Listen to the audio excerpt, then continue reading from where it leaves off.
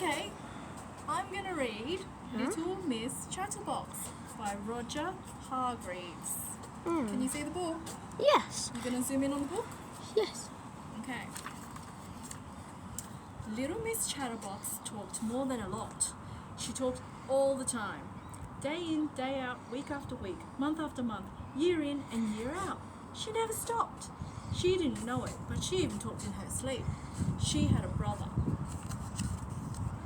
I bet you can guess what his name was, can't you? That's right, Mr. Chatterbox. She looks a bit like him, don't you think? You should have heard them when they got together. You couldn't get a word in edgeways or sideways or anyways.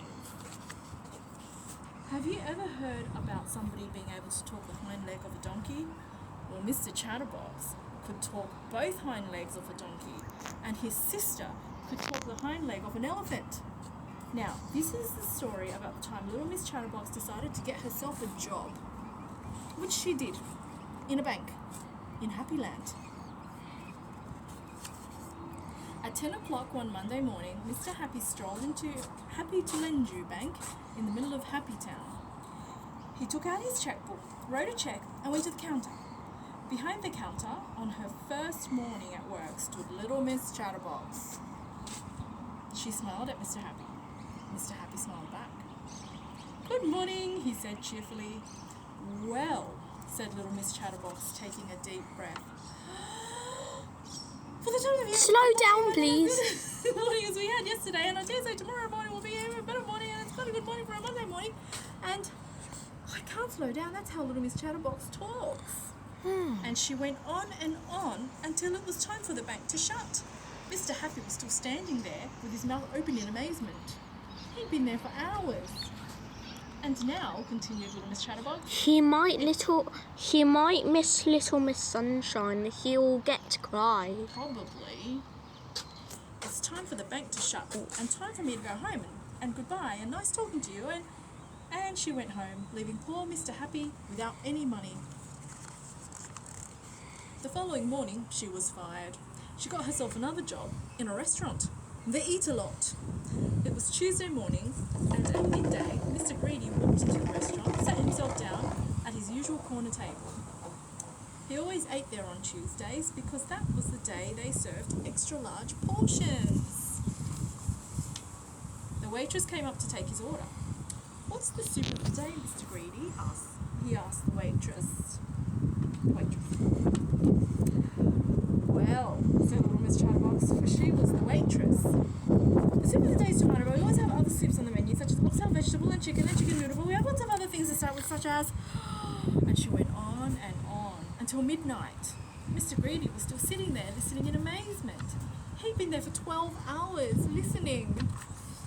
"And now," continued little Miss Chatterbox, "it doesn't be all the restaurants trying to me to go home and goodbye, and I was talking to her."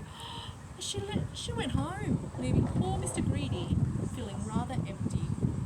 He's sad. Why is he sad? He didn't get to eat. He has to eat from the ingredients. He probably has to eat the ingredients, you're right.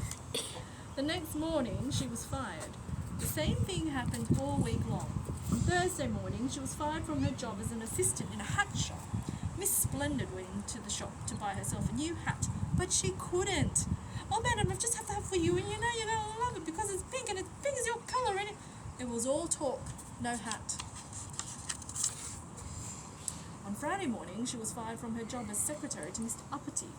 Mr. Uppity, incidentally, was the richest man in the world. I just thought you'd like to know.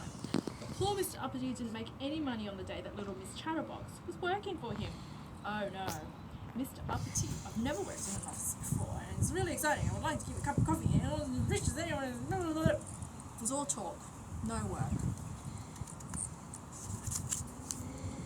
But this story has a happy ending because at the very end of that week, little Miss Chatterbox managed to find herself a job that suited her down to the ground and up to the sky.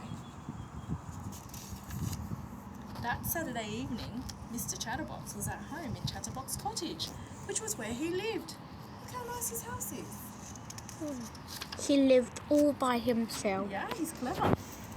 Mr. Chatterbox was cross because his watch had stopped and he had arranged to meet little Miss Sunshine at 7 o'clock. and he had no idea what time it was. So he decided to telephone the speaking clock to find out what time it was. He dialed the number. At the third stroke, it will be 6:25 and 15 seconds. Little Miss Chatterbox took a deep breath. Pip, pip, pip. At the third stroke, it will be 6:25 and 20 seconds. Pip, pip, pip. That's funny, thought Mr. Chatterbox to himself. That sounds just like my sister.